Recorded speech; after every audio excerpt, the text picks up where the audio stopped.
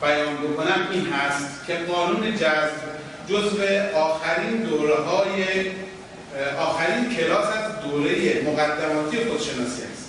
یک دوره‌ای که 3 ماه طول می‌کشه که به عنوان جلسات انتهایی دوره مقدماتی اینترمدیت خودشناسی راجع به قانون جذب صحبت می‌کنم. این رو گفتم برای اینکه به من حق بدید که در این تاریخ کوتاه مجبور هستم پراکنده و فشرده این پیچیده مسائل رو بیان می‌کنم. تنها موردی رو که میتونم الان بگم تنها تفاوتی، یعنی یکی از تفاوت‌های در این مورد میشه بیان کرد این هست: یک سری از قوانین فیزیک در متافیزیک برعکس عمل می‌کنند. ما در قانون قطبیت در فیزیک میگیم قطب‌های همنام همدیگر را میرانند، قطب‌های ناهمنام همدیگر را جذب می‌کنند. اما در متافیزیک در ماورای ماده درست برعکسه، قطب‌های همنام همدیگر را جذب می‌کنند و قطب‌های ناهمنام همدیگر را میرانند. حالا با این قانون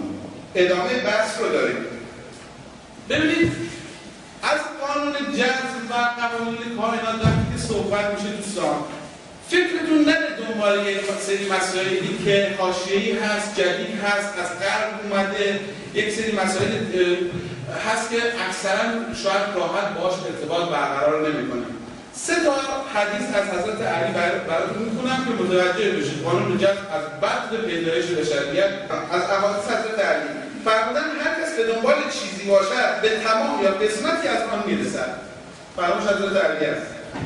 می‌فرمان افکارت مراقب افکارت باش که به گفتارت تبدیل می‌شود، گفتارت به کردارت، کردارت به عادت، عادت به شخصیت و شخصیت از سرنوشتت را تعیین می‌کند. حضرت علی گفته 1400 سال پیش. و می‌فرمایند در امور زندگی تفکر کن، آرام باش، توکل کن و سپس آستین‌ها را بالا بزن، خواهی که خداوند زودتر از تو وارد کار شده است. و ما راجع به این قسمت قراره که تو این چند دقیقه باقی مانده صحبت بکنیم.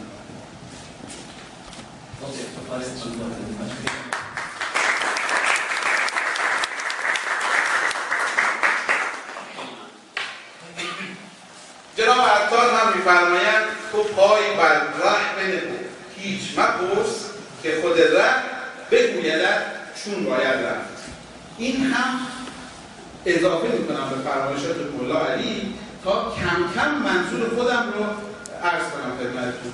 قانون جذب دوستان قانون انجامه، قانون شدنه و مولای درک این قانون نمیره. اما متاسفانه عرض خواهم کرد که چه باعث شده که دوستان یا مردم ما بعضی هاشون برای این قانون ردیه صادر کنن.